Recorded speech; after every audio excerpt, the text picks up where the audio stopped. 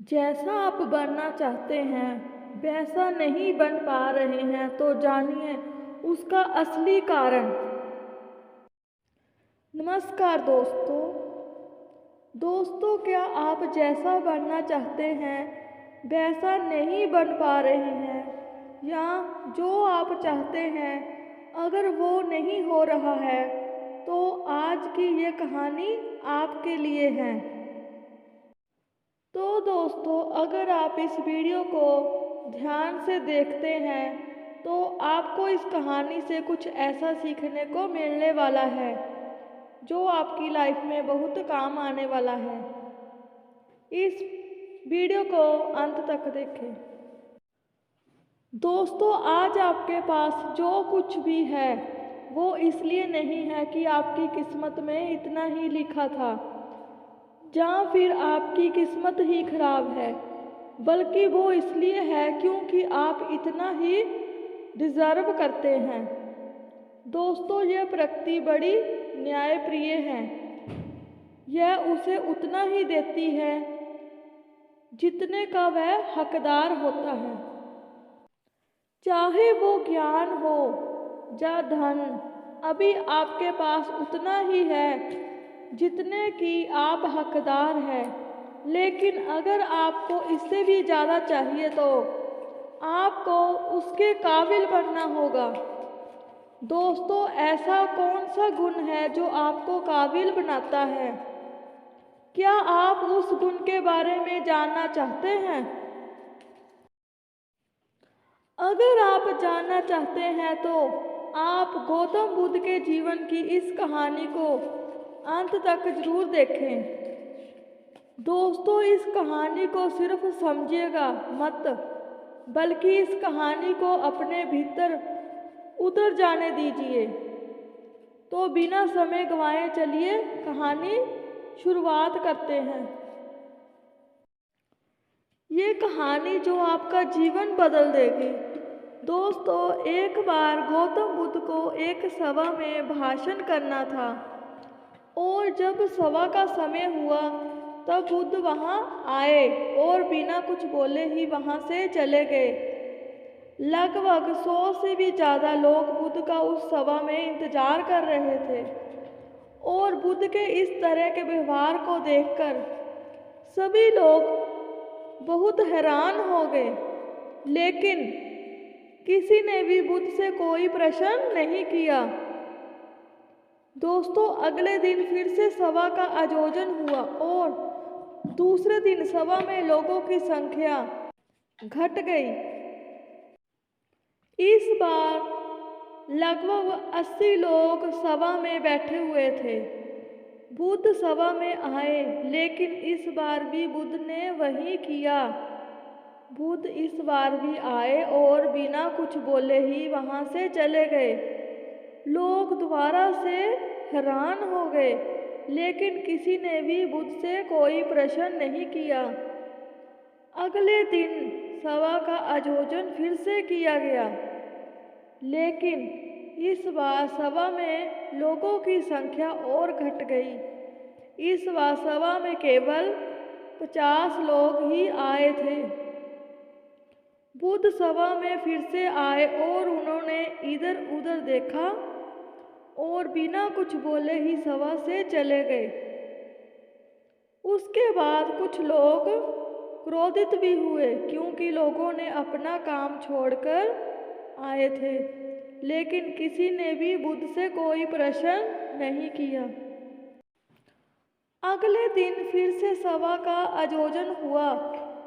दोस्तों, आप लोग जो इस कहानी को देख रहे हैं, आप में से कुछ लोग मन ही मन यह कह रहे होंगे कि अरे कितनी बार सभा का आयोजन होगा, और आप लोगों को भी इस कहानी को देखते वक्त इरिटेशन होना शुरू हुआ होगा। और जिन जिन लोगों को अभी इरिटेशन होनी शुरू हो गई है उन लोगों को यह कहानी बड़े ध्यान से देखना चाहिए, क्योंकि यह कहानी आपके लिए है। अगले दिन फिर से सभा का आयोजन हुआ। लेकिन इस बार सभा की संख्या और ज़्यादा घट गई। फिर उसके बाद बुद्ध सभा में आए, मुस्कुराए और फिर से बुद्ध ने वही किया, जानी बिना कुछ बोले ही वहाँ से चले गए। इस बार भी लोग बहुत क्रोधित हुए और इस बार लोगों ने पीछे से कुछ कहा भी और बड़बड़ाए भी, लेकिन बुद्ध ने उनके किसी भी प्रश्न का उत्तर नहीं दिया। दोस्तों, अगले दिन फिर से सभा का आयोजन हुआ और इस बार लोगों की संख्या बहुत ज़्यादा घट गई थी। यानी इस बार सभा में कुछ मिलाकर 15 लोग ही आए हुए थे। इस बार भी बुद्ध सभा में आए, लेकिन इस बार बुद्ध अपना आसन ग्रहण कर लेते हैं। फिर बुद्ध बोले। बुद्ध ने उन 15 लोगों को उपदेश दिया और वे 15 लोग ही बुद्ध के भिक्षु बन गए और आगे चलकर उन 15 लोगों ने ही बुद्ध के ज्ञान को अलग अलग दिशाओं में फैला दिया। फिर एक दिन बुद्ध से किसी ने प्रश्न पूछा कि बुद्ध, आप कई दिनों तक बिना बोले ही सभा से क्यों चले जाते हैं? फिर बुद्ध कहते हैं कि मैं उन लोगों को खोज रहा था जो लायक थे।